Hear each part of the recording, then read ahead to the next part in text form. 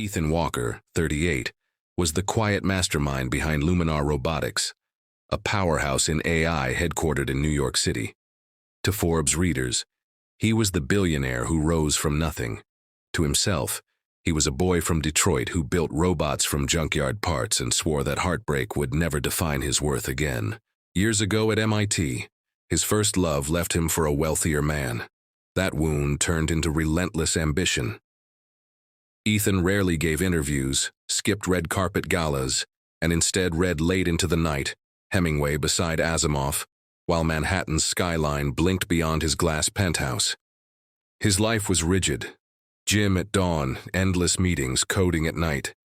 Mrs. Lopez, his longtime housekeeper, kept his apartment spotless and his meals warm, but even her motherly presence couldn't fill the hollow. Luminar grew into a company admired worldwide, but Ethan remained a mystery. Brilliant, reclusive, untouchable. Investors called him visionary. Journalists called him the invisible mogul. Yet he knew success alone wasn't enough anymore. International partners valued more than numbers. They valued connection. And connection was the one thing he'd never mastered. That truth would become undeniable the day an investor invited him to dinner, with one condition that would change his life forever. Luminar Robotics dominated the market with warehouse drones for Los Angeles shipping ports, robotic arms for Midwest factories, and AI tutors for classrooms in Chicago. Its Manhattan headquarters mirrored Ethan's vision: sleek glass, steel accents, buzzing engineers. His assistant, Claire, organized everything with military precision. Investor calls at 9 to prototype demos at noon, compliance checks at 2:15. Growth was dizzying. Investors wanted expansion into Europe, but Ethan hated networking. To him, numbers mattered more than dinners, algorithms more than anecdotes. Still, Claire reminded him that relationship optics matter. She'd underlined it in his notes. Ethan dismissed it at first, but later caught himself lingering on those words. At night, while the city pulsed below, he read novels to escape the loneliness his empire couldn't cure. Mrs. Lopez, folding laundry in silence, noticed the hollowness in his eyes and prayed for him quietly. Ethan had mastered the art of scaling robots, but not scaling his personal life. He didn't yet know that one phone call, from Casablanca to Manhattan, would shatter his routines and force him to step outside his carefully built solitude. The turning point came one foggy Tuesday. Claire entered Ethan's office with her iPad. "We just got word from Daniel Morales, Bayfront Capital in San Francisco. He's interested in investing heavily in Luminar. Dinner in LA next week." Ethan nodded. Bayfront could open global doors. "There's one condition," Claire added carefully. "Daniel insists you bring a significant other. He and his wife always host couples at their dinners. He wants to see your personal side." Ethan froze. "You know I don't have one." Claire hesitated. "Then, perhaps we find someone. A professional companion just for the evening." Ethan leaned back, mind racing. The request irritated him, but Morales' investment was too important to risk. "Fine," Ethan muttered. "Vet candidates. Discretion. Intelligence. Someone who won't crack under pressure." Claire promised to start immediately. Over the next days, polished candidates cycled through Luminar's conference rooms. Models, consultants, actresses. Ethan rejected them all.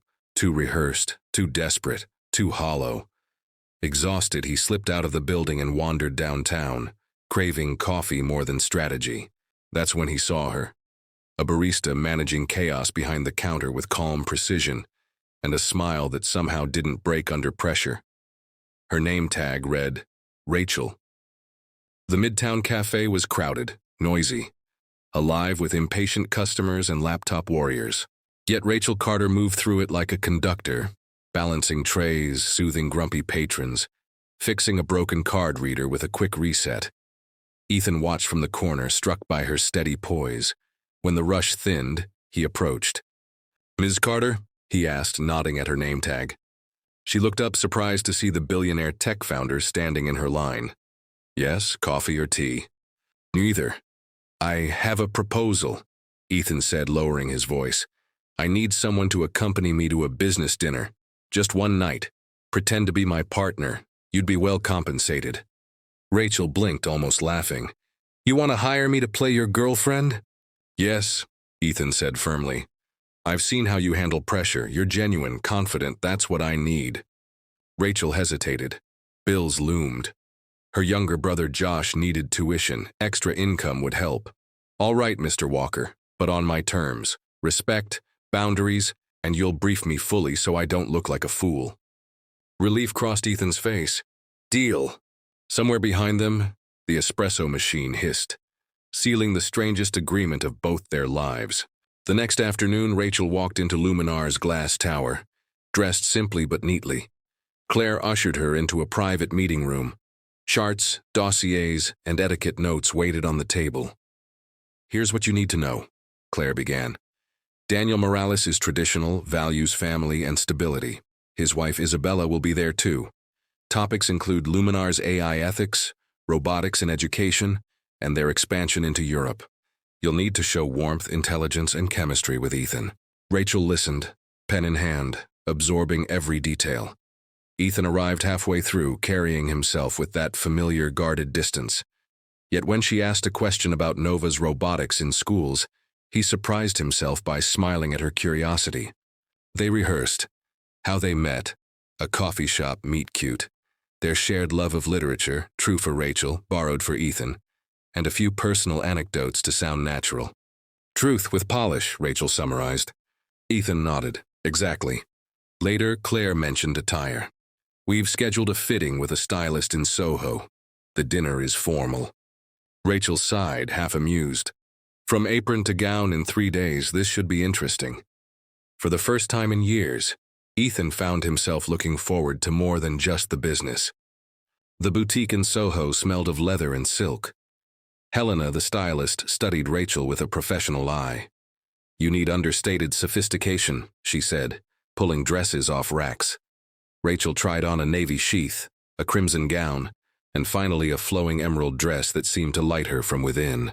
That one, Ethan said before he could stop himself. Rachel glanced at him, cheeks pink. Helena smiled knowingly and paired it with pearl earrings, a silver clutch, and modest heels. Perfect balance of elegance and approachability. As they left, Ethan caught Rachel looking at the receipt, biting her lip. Don't worry about the cost, he said. This is my responsibility. That's not the point, Rachel replied softly. I just don't want to feel like some purchase. He hesitated, then said, You're not. You're helping me, and I respect that. The words softened the air between them. That evening, they practiced again. Rachel teased him for sounding too robotic. He countered with awkward humor. By the end, laughter replaced formality. Tomorrow's the real test, Ethan said as she left. Rachel smiled, adjusting the hem of her borrowed elegance. Don't worry, we'll pass. The restaurant in Beverly Hills was candlelit and hushed, a favorite for power brokers who preferred privacy.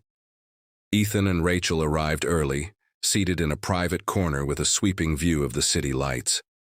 Rachel placed her hand lightly on his, calming his nerves. Daniel Morales entered with his wife Isabella, a warm woman with a graceful laugh. Mr. Walker, Daniel said, shaking Ethan's hand firmly. Finally we meet. And this is Rachel Carter, Ethan introduced. A pleasure, Isabella smiled, taking Rachel's hand. That dress is stunning. The evening unfolded with conversation about AI ethics, international expansion, and robotics in education. Ethan answered with measured confidence. Rachel chimed in naturally, weaving in thoughtful comments and anecdotes that made everyone laugh. Halfway through the meal, Isabella asked the inevitable. So how did you two meet? Rachel didn't miss a beat. At a coffee shop. He ordered tea with the seriousness of a man solving a puzzle. I told him coffee was a better companion. Laughter softened the room. Ethan glanced at her, grateful. By dessert, Daniel leaned back, smiling. You've surrounded yourself with remarkable people, Ethan. I like that. For the first time all night, Ethan allowed himself to breathe. On the drive back through the glittering streets of L.A., Ethan turned to Rachel. You were incredible tonight. I couldn't have done it without you. Rachel smiled. We made a good team. Over the next weeks, the business deal with Daniel advanced. and Ethan and Rachel saw more of each other. What began as rehearsal meetings turned into coffee walks, book discussions, and quiet dinners. Ethan found himself laughing more, even sharing bits of his past, his childhood tinkering with scrap electronics, the heartbreak that once hardened him. Rachel opened up too. She spoke of her younger brother Josh, her double shifts, and her dream of writing short stories someday. Ethan listened more intently than he had to any investor. One night, as they walked through Central Park after a long day, Rachel asked, "Why me, out of all the people Claire could have found?" Ethan thought a moment. "Because you were real. I didn't need polish, I needed truth, and you have it." Rachel stopped, smiling softly. "That's the nicest thing anyone said to me in a long time." Ethan realized then that this arrangement had already become something more. The Tech Leaders Gala in San Francisco was packed with executives, journalists, and politicians.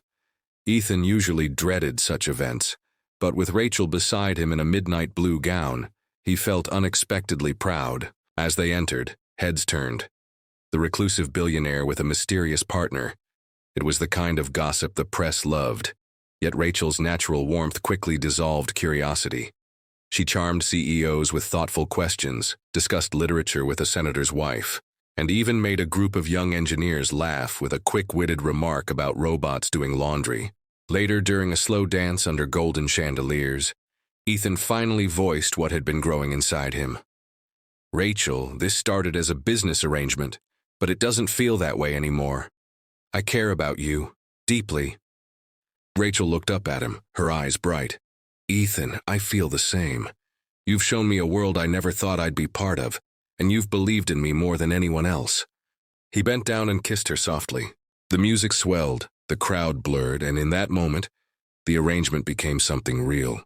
Weeks passed, and Ethan's guarded life began to change. Rachel was no longer a hired companion. She was woven into his world. She sat in on brainstorming sessions at Luminar, offering perspectives Ethan valued more than boardroom jargon. She reminded him that robots served people, not the other way around. At home, she brought warmth to his penthouse. They cooked together, her southern chicken stew against his overly precise stir-fry, and laughed when neither turned out perfect. Evenings often ended with books sprawled across the couch, Ethan reading aloud while Rachel scribbled short story drafts. Josh, Rachel's younger brother, visited and was given a tour of Luminar's labs. His wide-eyed excitement reminded Ethan of himself at 14, scavenging parts in Detroit junkyards. "One day," Josh whispered, touching a robotic arm. Ethan smiled. "Yes, one day." The Morales deal closed, expanding Luminar into Europe. Daniel later told Ethan, "You don't just build machines, you build trust." Rachel helped me see that. Ethan realized then how much she'd changed him. Once he measured life in patents and profits.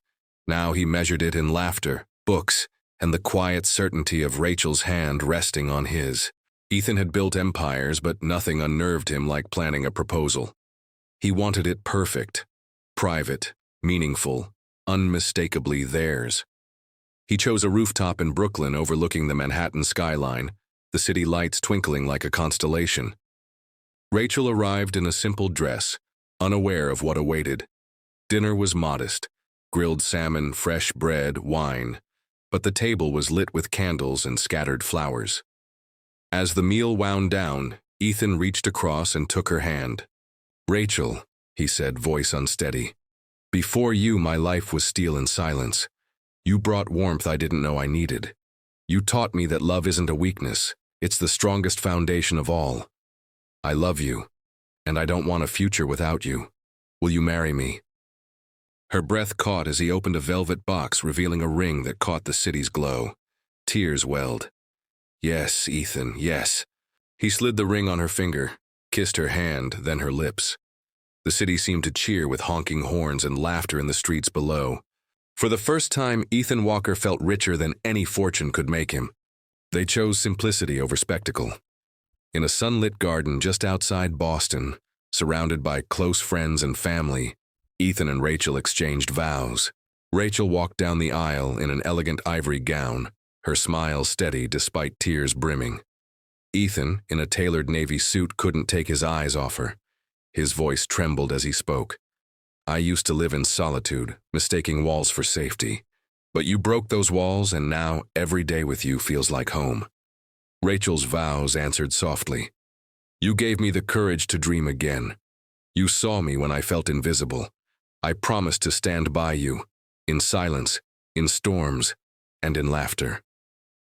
They exchanged rings, sealing promises forged in both chance and choice. Guests erupted in cheers. Mrs. Lopez cried openly, Josh snapped endless photos, and even Daniel Morales flew in to toast the couple. The reception was lively.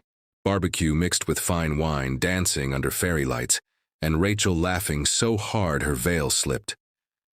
Ethan watched her, joy swelling in his chest. For once, the man who measured everything in data simply whispered to himself, "This is everything." Instead of a tropical getaway, they crafted a honeymoon around books and history. First stop, Concord, Massachusetts, where they visited Louisa May Alcott's home. Then Chicago, strolling through libraries and eating deep-dish pizza at midnight. In New Orleans, they listened to jazz while Rachel read her stories aloud. In Paris, they wandered through Shakespeare and Company bookstore, signing their names in the guest log. On a bench by the Seine, Ethan confessed, I used to think stories had escaped. Now I see, they're bridges. Rachel squeezed his hand. And you're finally crossing them. They ended the trip in San Francisco, dining with Daniel and Isabella Morales, who smiled knowingly at the couple's glow. See? Isabella whispered to Rachel. It was fate. Back in New York, they unpacked souvenirs, paperbacks, journals, postcards, and laughed at how many books they had carried home. Their penthouse felt different now. No longer sterile steel and glass, it pulsed with warmth, laughter, and shelves overflowing with Rachel's growing manuscripts. It was less a return from honeymoon than the beginning of one that would never truly end. Life settled into rhythm. Ethan ran Luminar with sharper focus, now integrating ethical oversight panels, an idea sparked by Rachel's insistence on responsibility. Investors admired his new vision, innovation with humanity at its center. Rachel pursued writing with fresh courage. Her first collection, The Coffee Shop Girl and Other Stories, was published by a small press and quickly gained acclaim. She dedicated it to Ethan, for the man who believed in me when I doubted myself. Josh began college with Ethan's quiet support, majoring in engineering. One day I'll design robots beside you, he told Ethan, pride in his voice. Evenings were spent in ordinary magic, cooking dinner together, reading in quiet companionship, laughing over Rachel's early drafts or Ethan's clumsy attempts at poetry. Friends who visited noticed the transformation. Your home used to feel like a museum, Claire remarked one night. Now it feels alive. Rachel smiled. That's because it finally is. For Ethan, once defined by solitude and steel, the greatest achievement was no longer Luminar. It was the simple, extraordinary life he had built with Rachel by his side. 2 years later, the Walkers welcomed their daughter Lily on a snowy February morning. Ethan, once terrified of vulnerability, now held his newborn with trembling joy. She's perfect, he whispered, kissing Rachel's forehead.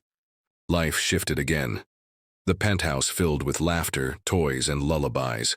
Ethan balanced board meetings with diaper changes, often joking that leading engineers was easier than calming a crying baby.